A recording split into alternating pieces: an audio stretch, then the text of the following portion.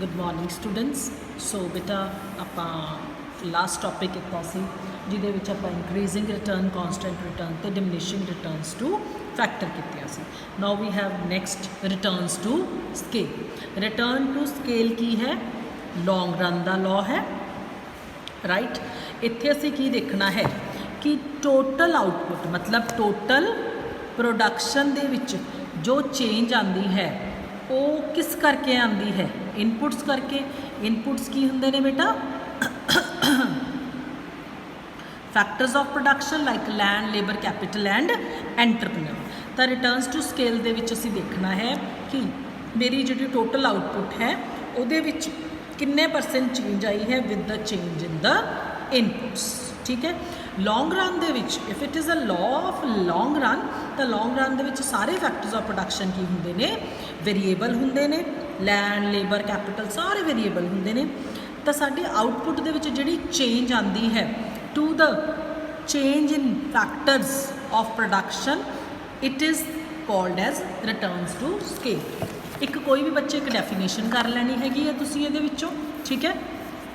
Explanation देखो, long run दे विच आउटपुट नू इनक्रीज करना है by increasing all the factors in the same proportion और द डिफरेंट प्रपोर्शन। देखो हुण इत्थे सेम प्रपोर्शन या डिफरेंट प्रपोर्शन है जिहड़ा उहदा मतलब की है।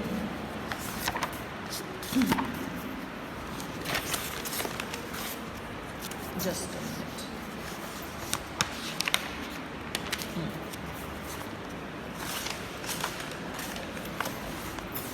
If I am talking about the same proportion, proportion होंदा बच्चे वर्ड रेशो। ठीक है। हुण जिवें देखो आपां लैंड ते लेबर दी रेशो है। ठीक है। आ मेरे को लैंड है, आ लेबर है, इहदे नाल मैं 100 क्विंटल ऑफ वीट प्रोड्यूस कर रही हूँ। ठीक है। हुण जे मैं कोई चेंज करती हाँ लाइक मैं कहाँ मैं 2:4 की रेशो करके 200 क्विंटल ऑफ वीट प्रोड्यूस कर लिया। हुण ये हो गए सेम रेशो किद्दां जे आपां इहनूं कट करिए तो 1:2 आ 100 की थां ते 200 हो गया, आ भी डबल हो गई 1 गुना 2 2 गुना 2 100 गुना 2। मतलब की होया सेम प्रपोर्शन दे विच सेम रेशो च चेंज आई है आउटपुट दे विच। डिफरेंट रेशो की होगी मैं 2:6 की रेशो नाल 200 क्विंटल वीट प्रोड्यूस होया। हुण मेरी रेशो की आई है 1:3 पर प्रोडक्शन हुई है 200। हुण रेशो च बदलाव है, इत्थे 1:2 की सी, इत्थे जिहड़ी अपने कोल हुण 1:3 की है।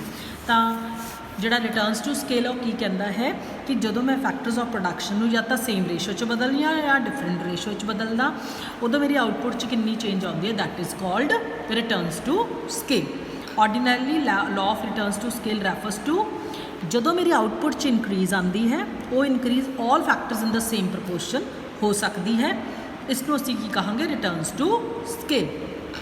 देखो आ सिंपल लिया है पी प्रोडक्शन किहदा फंक्शन है, किहदे नाल है, किहदी हेल्प नाल प्रोडक्शन हो रही है, लेबर ते कैपिटल दे नाल। जे असीं लेबर ते कैपिटल च एम दी चेंज कर दईए तो प्रोडक्शन च चेंज आएगी। एम एल एम की आ एम की है रेशो ऑफ चेंज कि मैं किन्नी चेंज की उहदे नाल मेरी प्रोडक्शन च चेंज आ रही है। So if P1 increases in the same proportion as increase in factor of production मतलब जे कहता मेरी प्रोडक्शन दे विच सेम चेंज आवे जिन्नी चेंज आपां लेबर एंड कैपिटल च कीती है तो असीं उहनूं कहांगे कॉन्स्टेंट रिटर्नस टू स्केल है। जे मेरी प्रोडक्शन घट इंक्रीज हुई है पर फैक्टर ऑफ प्रोडक्शन ज़्यादा इंक्रीज होएगी सी उहनूं असीं कहांगे डिमिनिशिंग रिटर्नस टू स्केल। जे मेरी प्रोडक्शन दे विच ज़्यादा चेंज आई है पर फैक्टर ऑफ प्रोडक्शन च उन्नी नहीं आई सी उन्होंने असीं कहांगे इंक्रीजिंग रिटर्नस टू स्केल। हुण मैं तुहानूं आह टेबल है जिहड़ा वो दसदी हाँ उन्होंने आपां किद्दां करना है। देखो सब तो पहला है बेटा तुहाडे कोले यूनिट्स ऑफ लेबर 1 2 3 4 5 6 7 8। फिर आ गई जी यूनिट्स ऑफ कैपिटल 2 4 6 8 10 12 14 16। ठीक है 16 है जी।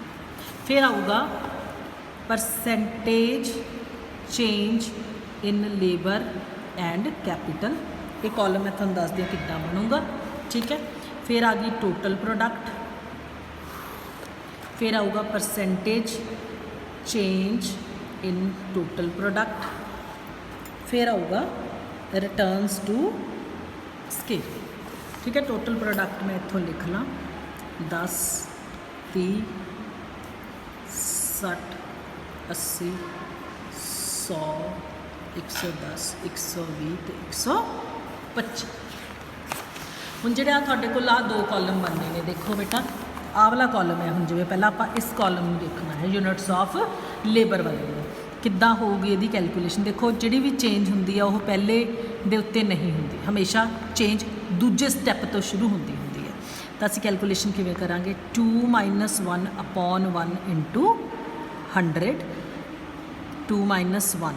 ਠੀਕ ਹੈ, ਇਸ ਸਟੈਪ ਤੇ ਕਿੰਨੇ ਦੀ ਚੇਂਜ ਆਈ ਹੈ, 1 ਦੀ ਆਈ ਹੈ। 3 - 2 upon 2 into 100, then 4 - 3 upon 3 into 100, 5 - 4 into 100 upon 4, 6 - 5 upon 5 into 100, 7 - 6 upon 6 into 100, 8 - 7 upon 7 into 100। ਇਹ ਲੇਬਰ ਵਾਲੇ ਦੀ ਗੱਲ ਕਰ ਰਹੇ। ਜਦੋਂ ਅਸੀਂ ਕੈਲਕੂਲੇਸ਼ਨਾਂ ਕੀਤੀਆਂ ਕਿੰਨੀ ਆਈ ਜੀ, 100 50 33 25 20 16 ਤੇ 14। ठीक है, सेम कैलकुलेशन हम असी कैपिटल वास्ते करांगे। देखो कैपिटल च की चेंज है, 4 - 2 बटा 2 गुना 100, ਇਹਦਾ भी आंसर आही आना है। सॉल्व करोगे ना, 6 - 4 बटा 4 गुना 100, आही 50 ही आंसर आना है। फिर 8 - 6 बटा 6 गुना 100, देन 10 - 8 बटा 8 गुना 100, फिर 12 - 10 बटा 10 गुना 100, फिर 14 - 12 बटा 12 गुना 100, देन 16 - 14 बटा 14 गुना 100। राइट, ताही उन्हें लिखा percentage change in labour and capital, क्योंकि आंसर सेम आना सी इसलिए। हुण तुसीं याद की रखना है, लेबर ते कैपिटल। देखो रेशो सेम है 1:2, इनू कट्टांगे 2 - 1 2 2 2 4 3 2 6 4 1:2 की रेशो है सारी। ठीक है, इसे रेशो च इन्होंने लेना है, ताही आह कॉलम तुहाडा आऊगा। फिर आप कढ़ना है जी टोटल प्रोडक्ट की परसेंटेज चेंज कढ़ लैनी है आप इस तरीके दे नाल। 30 - 10 बटा 10 गुना 100 200, 60 - 30 बटा 30 गुना 100, 80 - 60 बटा 60 गुना 100, 100 - 80 बटा 80 गुना 100, 110 - 100 बटा 100 गुना 100, 120 - 110 बटा 110 गुना 100, 125 - 120 बटा 100 गुना 100। इत्थे आंसर आते हैं जी 200 100 33